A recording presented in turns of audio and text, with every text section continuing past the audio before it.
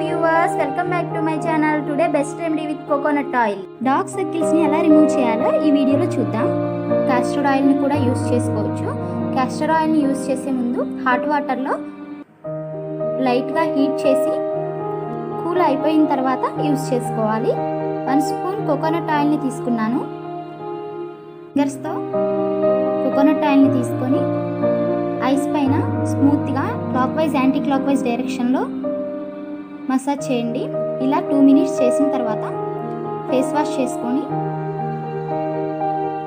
Smooth క్లాత్తో ఐస్ని నీట్గా clean చేసుకోవాలి.